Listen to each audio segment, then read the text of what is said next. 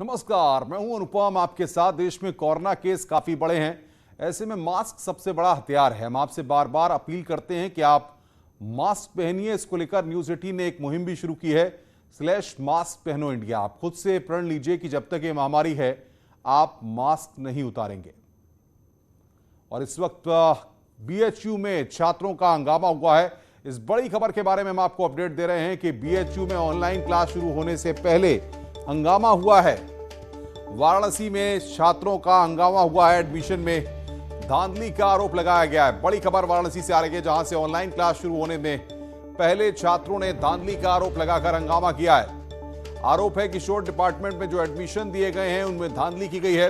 इससे नाराज छात्रों ने पॉलिटिकल साइंस के एचओडी के खिलाफ प्रदर्शन किया है। छात्रों का आरोप है कि प्रदर्शन कर रहे छात्रों के साथ मारपीट की गई। इससे नाराज छात्रों ने हंगामा किया है। आपस में किसी बात को लेकर लड़ाई की, जिसमें एक दूसरे के ऊपर पत्थर भी मारे गए, जहां ईंट के टुकड़े इत्यादि पड़े हुए हैं। यूनिवर्सिटी प्रशासन द्वारा पुलिस को सूचना दी गई और कॉल किया गया कि पुलिस की फोर्स यहां पे आए, जिसके तहत पुलिस की विभिन्न थानों की फोर्स यहां पे भेजी गई। साथ में एसीपीज भी आए हैं, एडीसीपी प्रोटोकॉल भी आए हैं और साथ में मैं भी आया हूं, ताकि मौके पर देख के शांति व्यवस्था बनाई जा सके। वर्तमान में यहाँ पे शांति व्यवस्था कायम है। जो भी दोनों हॉस्टल के स्टूडेंट हैं, उन दोनों के बीच में जो भी मारपीट हुई उसके संबंध में वो एक लिखित सूचना दे रहे हैं, जिसके तहत अग्रिम विधिक कार्रवाई कराई जाएगी। पेट्रोल बम और फायरिंग की भी सूचना आ रही है कि ये सब ऐसी सूचना भी विभिन्न सूत्रों से प्राप्त हुई है। जैसा ही कंप्लेंट आएगा उस कंप्लेंट के आधार पर हम लोग कार्रवाई करेंगे। और बातचीत करने के लिए रवि पांडे हमारे संवाददाता वाराणसी से हमारे साथ फोन लाइन पर जुड़ रहे हैं। रवि, फिलहाल क्या स्थिति वहां पर बनी हुई है और प्रशासन ने क्या कार्रवाई की है?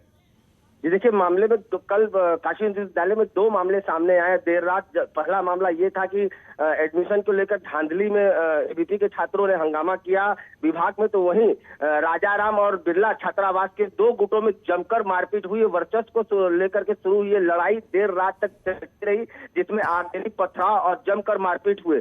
पुलिस ने घंटों मशक्कत करने के बाद माहौल को जो है वो शांतिपूर्ण तो कर दिया है, लेकिन वहीं दोनों पक्षों से शिकायत भी दी गई है कि जो अक्सर करके वर्चस्व की लड़ाई होती रही है। छात्रों पर कार्रवाई करने की मांग की गई है और इसी आश्वासन के बाद दोनों छात्र गुट अभी फिलहाल शांत है, लेकिन बचाव को देखते हुए, राहत को देखते हुए पूरी तरीके से उस पूरे परिसर को छावनी में तब्दील कर दिया गया है। अनुपम।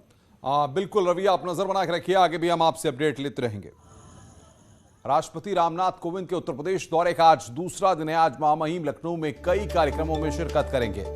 सुबह 11 बजे के करीब राष्ट्रपति रामनाथ कोविंद कैप्टन मनोज पांडे सैनिक स्कूल में आयोजित कार्यक्रम में शिरकत करेंगे।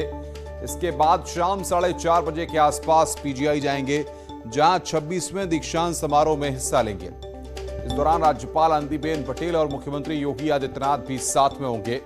इन कार्यक्रमों में हिस्सा लेने के बाद राष्ट्रपति कल गोरखपुर जाएंगे और 29 तारीख को अयोध्या का दौरा करेंगे।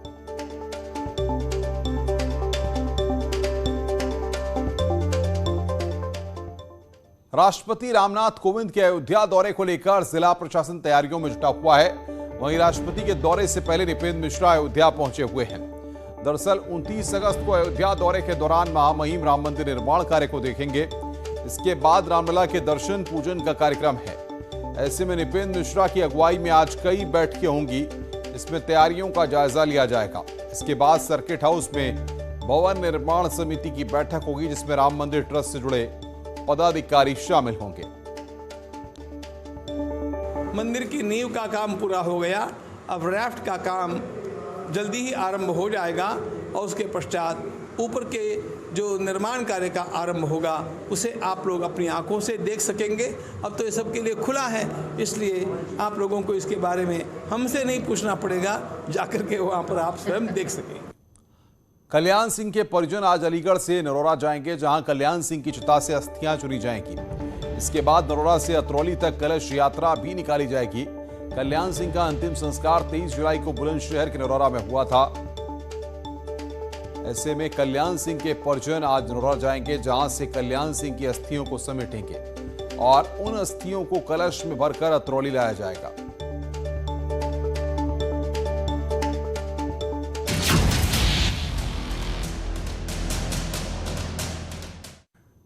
कल तक जिस माफिया डॉन से लोग डरते थे, आज खुद उसे जान का डर सता रहा है।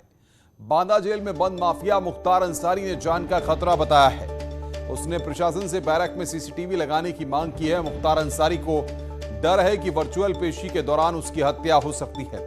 इसी वजह से मुख्तार अंसारी ने बांदा जेल के अपने बैरक में सीसीटीवी लगवाने की मांग की है। दरअसल आजमगढ़ के मामले में कल मुख्तार अंसारी की वर्चुअल पेशी हुई थी। इसी दौरान उसने अपनी एक बार फिर हत्या की आशंका जताते हुए सुरक्षा को लेकर गुहार लगाई है।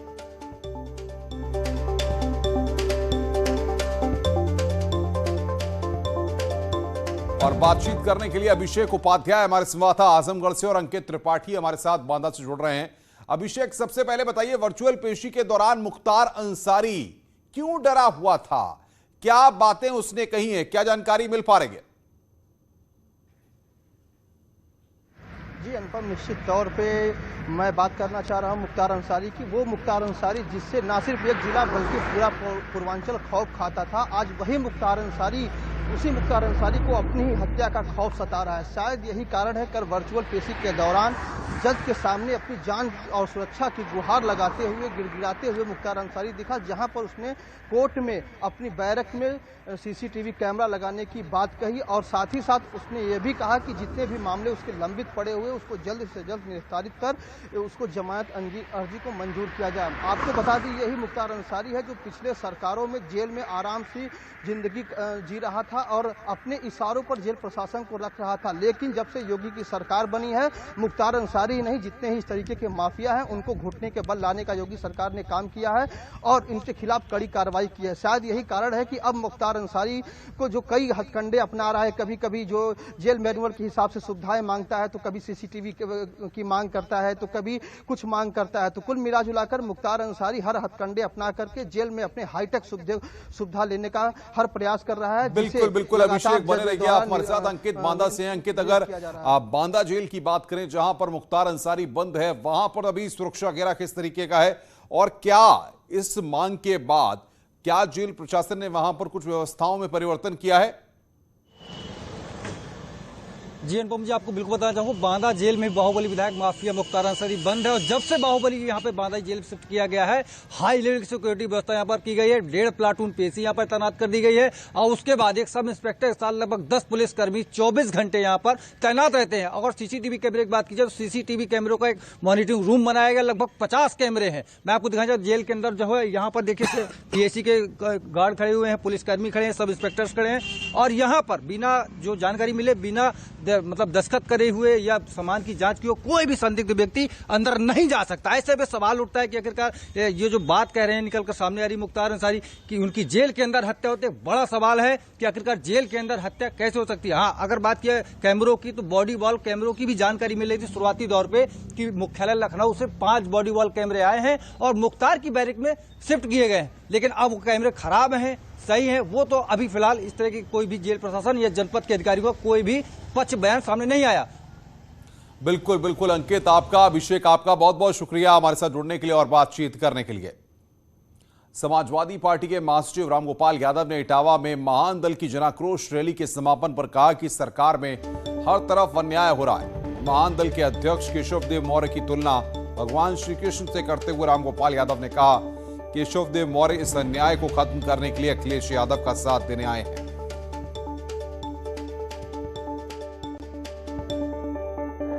आज भी अन्याय हो रहे हैं और ऐसे अन्याय हो रहे हैं जिसकी कभी किसी ने कल्पना नहीं की हो।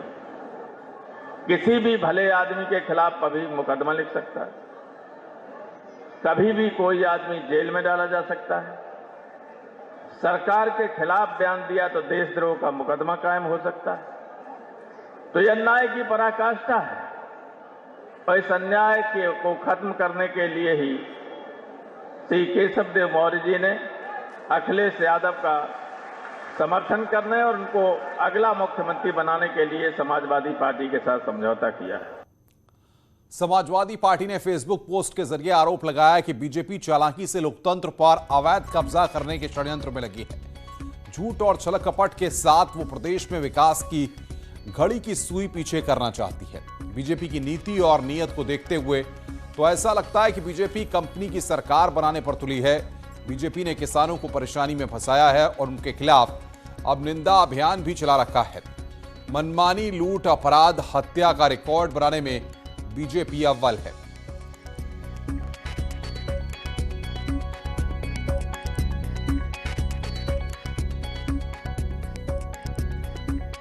भारतीय जनता पार्टी पर यह हमला किया गया है।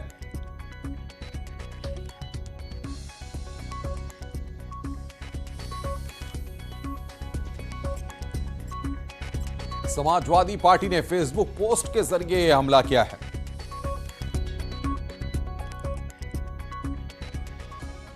उत्तर प्रदेश में सरकार ने करीब 5000 मदरसों को बंद कर दिया है। उत्तर प्रदेश अल्पसंख्यक आयोग के सदस्य सुरेश जैन ने इसकी जानकारी दी। उन्होंने बताया कि इन मदरसों के बंद होने से 100 करोड़ की सालाना बचत सरकार को होगी। इसके साथ ही उन्होंने बताया कि मदरसों के पाठ्यक्रमों को संशोधित किया गया है और मदरसा शिक्षा के लिए नया पोर्टल बनाया गया है, जिसमें हर जानकारी अपलोड करना अनिवार्य है। सुरेश जैन के मुताबिक मदरसों से जुड़े फर्जीवाड़ा मामले में मेरठ में 10 लोगों के खिलाफ FIR दर्ज की गई है। –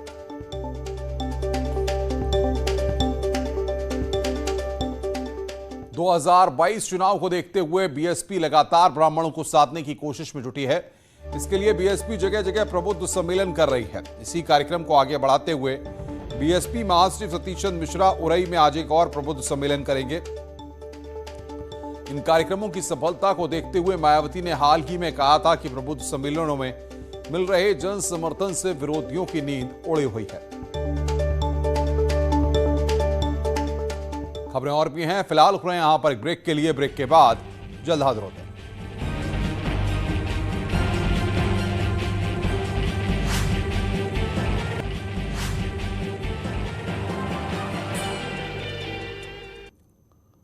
स्वागत है। ब्रेक के बाद अंबेडकर नगर से खबर है, मुठभेड़ वहां पर हुई है। पुलिस और बदमाशों के बीच में मुठभेड़ हुई है।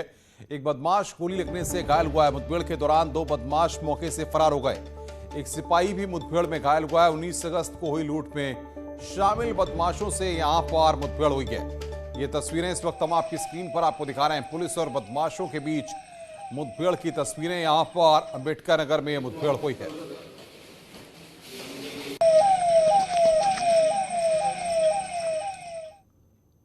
खबर नोएडा से है। नोएडा में भी बदमाशों के साथ मुठभेड़ हुई है। मुठभेड़ के बाद 2 बदमाश गिरफ्तार किए गए हैं। एक बदमाश गोली लगने से घायल हुआ है। महिला का फोन छीनकर भाग रहे थे बदमाश। सेक्टर 78 में बदमाशों के साथ ये मुठभेड़ हुई है।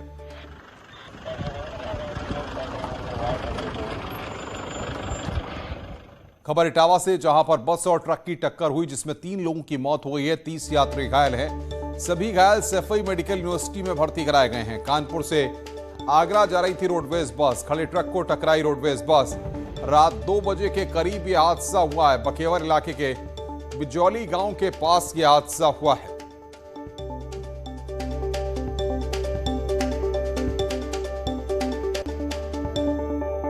आगरा और बकेवर के बीच में हादसा हो गया।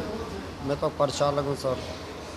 मुझे नींद आ गई थी, मुझे एक्सीडेंट हो गया था। जब मालूम पड़ा क्या हो गया। ये काय से एक्सीडेंट हुआ? किस में टक्कर हुई? डंपर ट्रोला बस में खड़ी ट्रक में टक्कर हुई, जिसमें 31 लोग जिला अस्पताल में आए थे, जिसमें 5 लोगों को सैफई रेफर कर दिया है। 2 लोग एक्सपायर आए थे। कैसी कंडीशन है? जो लोग घायल हैं अभी, जो सीरियस थे उनको सैफई रेफर कर दिया, बाकी क्या नॉर्मल। एकदम से जड़ाम पड़ाम हुआ। हम लोग चीखने चिल्लाते। हमारी बिटिया शैलजा बस्ती पारुल पोजिशन देखा हो गया, नाती हमारा और हम इसमें खड़े ट्रक में टक्कर मारी, बहुत तेज चला। जो बस वाला ड्राइवर है वो नियंत्रित नहीं कर पाया और पीछे से उस ट्रोले में टक्कर लगी है, जिसमें अभी तक 3 लोगों के हताहत होने की सूचना है। बाकी सभी लोगों का इलाज हॉस्पिटल में चल रहा है। जो लोग गंभीर रूप से घायल हैं उन्हें PGI सैफई रेफर कर दिया गया है और वहाँ यातायात सामान्य कर दिया गया है पुलिस पार्टी द्वारा। मुरादाबाद के थाना मझौला इलाके के सर्किट हाउस में एक व्यक्ति का शव मिलने से हड़कंप मच गया। जिस कमरे से शव मिला है वो उत्तर प्रदेश खादी ग्राम उद्योग के उपाध्यक्ष और दर्जा प्राप्त मंत्री गोपाल अंजान के नाम पर दर्ज है। इस घटना की सूचना के बाद मौके पर पहुंची पुलिस ने शव को अपने कब्जे में लिया है। पुलिस के मुताबिक शव करीब 2 से 3 दिन पुराना है। उसकी जेब से लवकुश शुक्ला नाम के व्यक्ति का पहचान पत्र मिला है, जो गोपाल अंजान का ड्राइवर था। पुलिस मामले की जांच में जुटी हुई है ताकि मौत के पीछे का सच सामने आ सके। अरे बॉडी की तो भाई हमें पता नहीं, हमें तो इतना पता है माननीय गोपाल अंजान जी ड्राइवर हैं, उनके ड्राइवर साहब का नाम कमरा नंबर 7 था। अंदर से कमरा बुक था, बंद था, अंदर से बंद था, हमें न मालूम क्या। अच्छा, वो अपने आप आते से जाता था बस इतना। अच्छा, कब से लग रहा है कि कब से, मतलब कुछ पता नहीं था, 2 दिन के 1 दिन का पता नहीं चल रहा, कुछ पता नहीं। खबरों का सिलसिला लगातार जारी है। फिलहाल इस बुलेटिन में इतना। नमस्कार।